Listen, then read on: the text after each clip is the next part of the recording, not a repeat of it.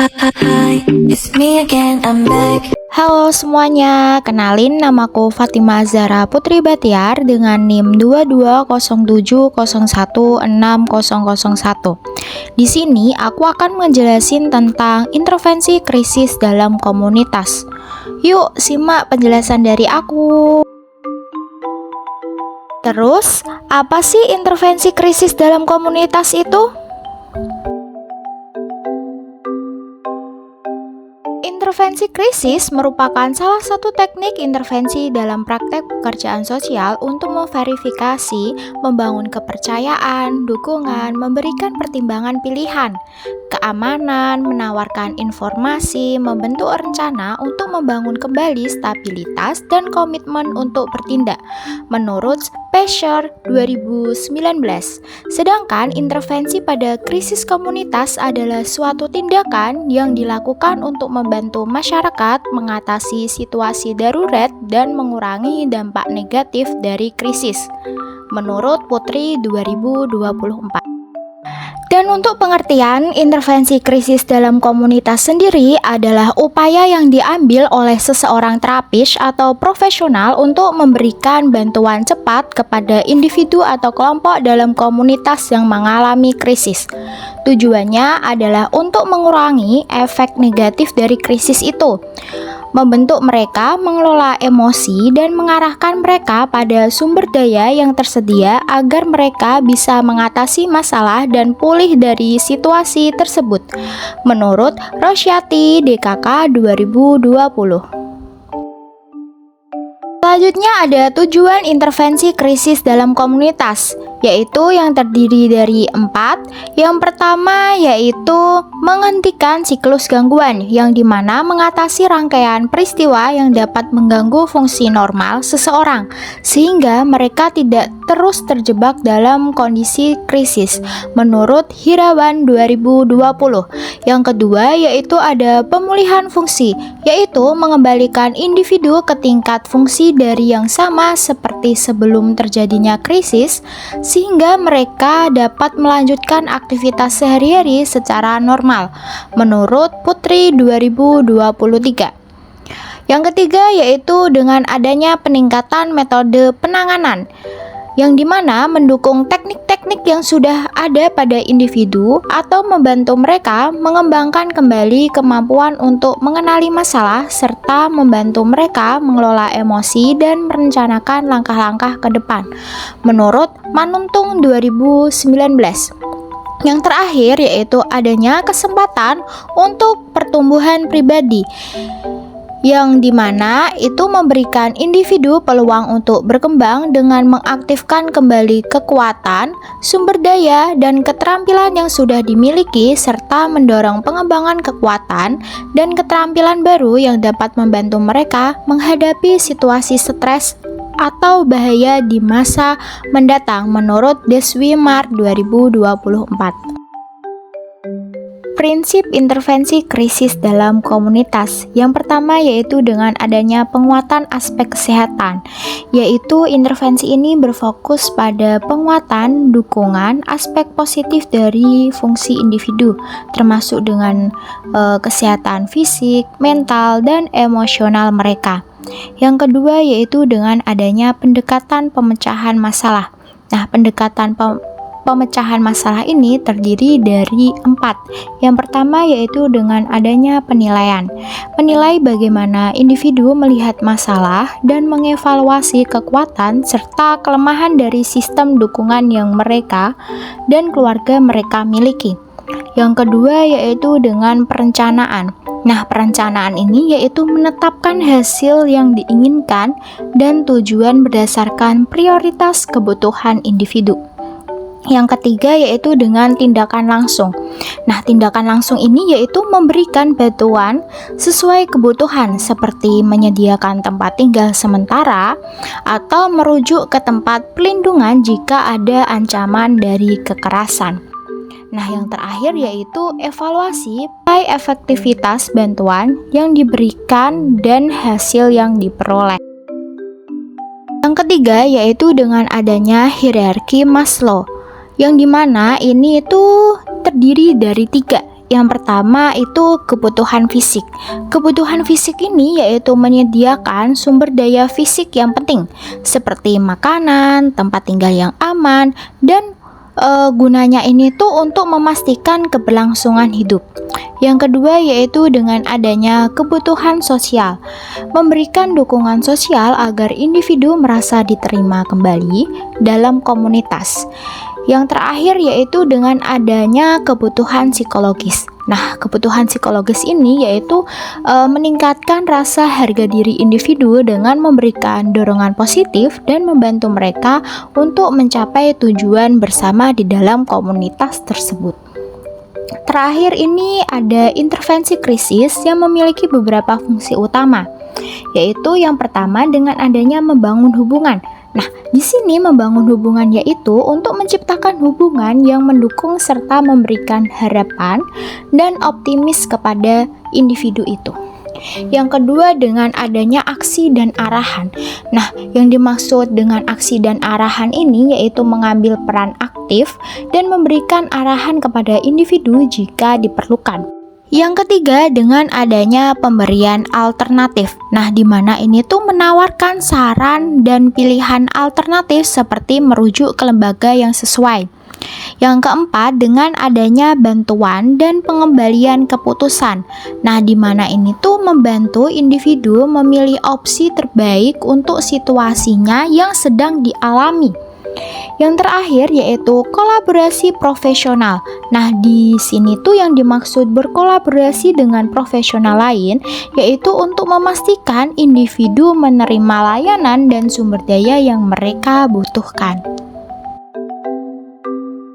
Metode dalam penerapan intervensi krisis dalam komunitas seperti yang ada di gambar tersebut, yaitu metode dalam penerapan intervensi krisis dalam komunitas ini tuh terdiri dari 5. Yang pertama yaitu mikrosistem. Mikrosistem yaitu merujuk pada lingkungan terdekat di mana individu itu melakukan aktivitas sehari-hari dan berinteraksi, termasuk di dalam keluarga, teman, sekolah, dan tempat tinggalnya.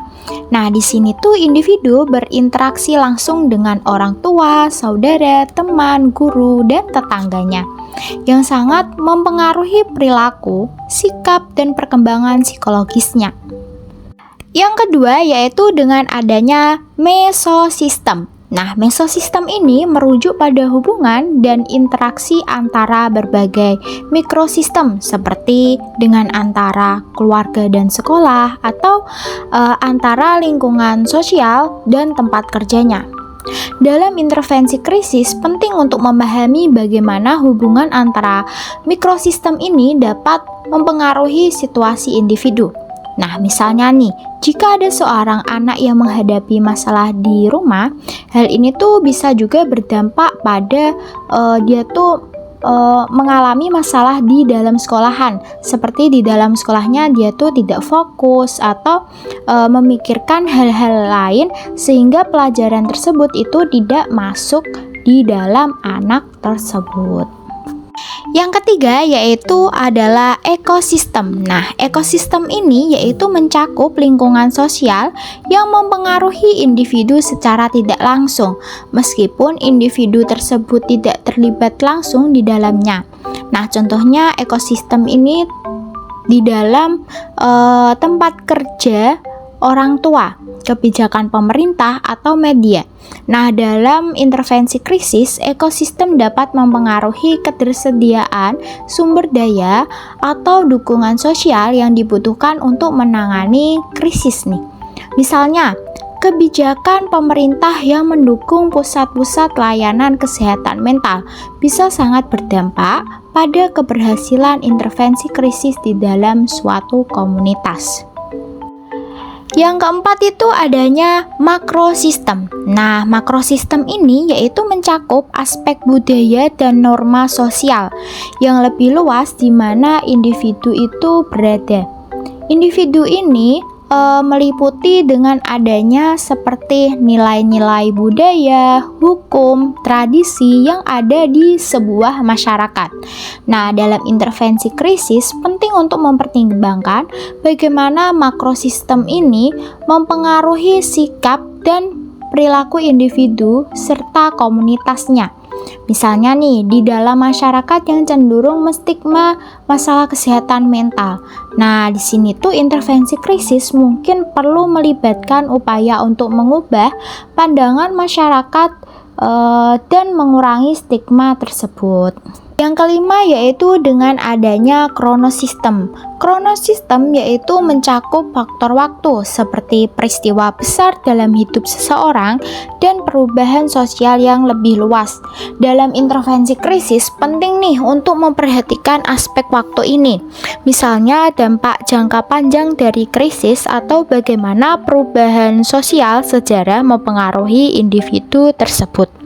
Bentuk-bentuk intervensi krisis dalam komunitas. Yang pertama yaitu CISD. CISD adalah bentuk intervensi kelompok yang sering digunakan untuk petugas tanggap darurat atau kelompok besar lainnya yang mengalami peristiwa traumatis.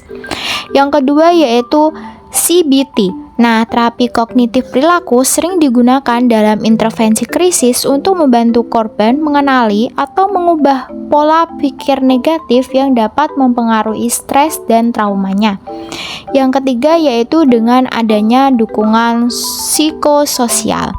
Nah, dukungan ini yaitu melibatkan pendekatan komunitas yang menyediakan kebutuhan emosional dan sosial yang membantu individu merasa lebih aman dan didukung selama pada masa-masa krisis yang dialaminya.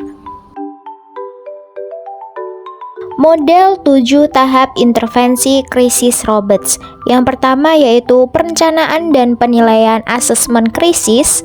Yang kedua, menjalin hubungan psikologis.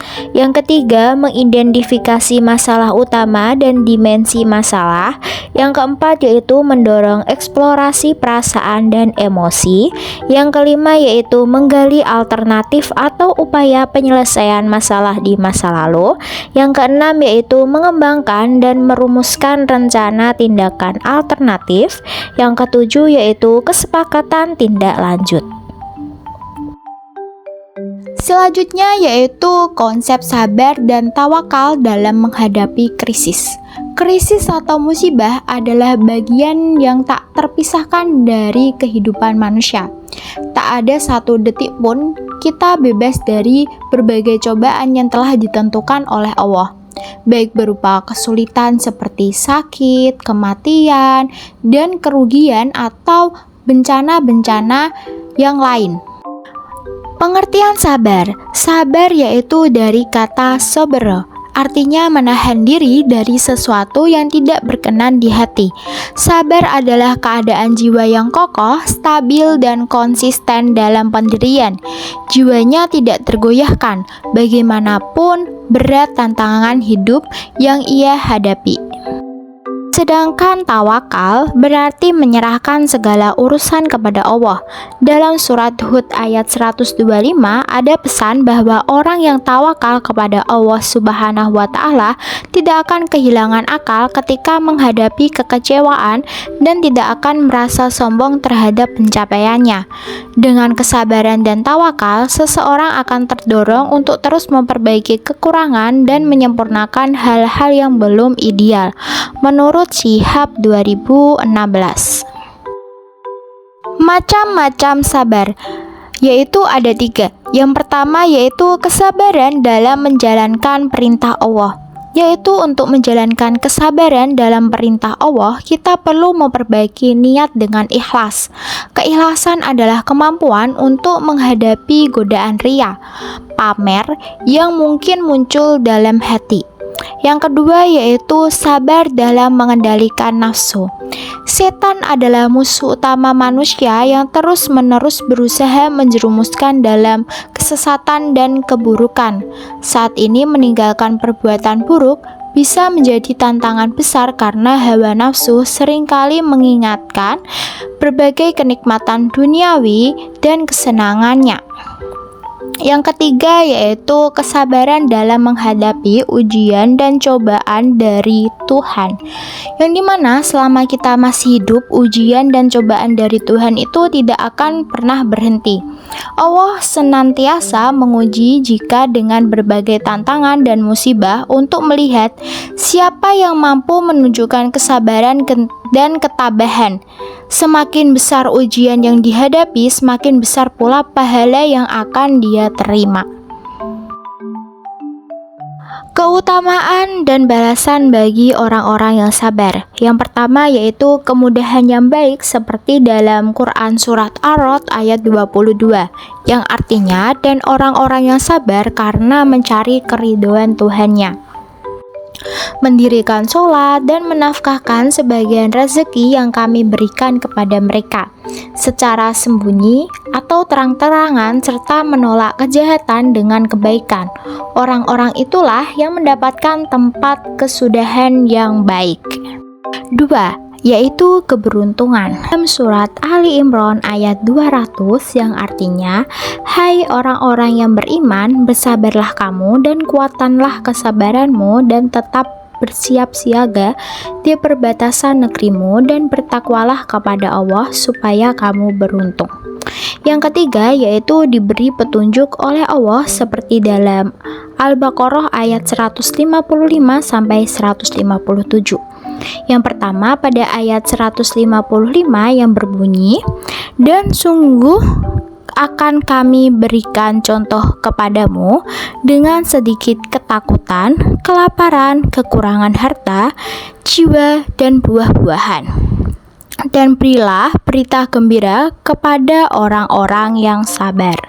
Yang kedua pada ayat 156 yang artinya yaitu orang-orang yang apabila ditimpa musibah mereka mengucapkan inna lillahi wa inna ilaihi rajiun. Yang ketiga yaitu ayat 157 yang artinya mereka itulah yang mendapat keberkatan yang sempurna dan rahmat dari Tuhan mereka, dan mereka itulah orang-orang yang mendapat petunjuk. Nah, yang terakhir yaitu Allah memberikan martabat yang tinggi seperti dalam surat Al-Furqan ayat 75 yang artinya mereka itulah orang yang dibalasi dengan martabat yang tinggi dalam surga karena kesabaran mereka, dan mereka disambut dengan penghormatan dan ucapan selamat di dalamnya. Terima kasih, bye-bye.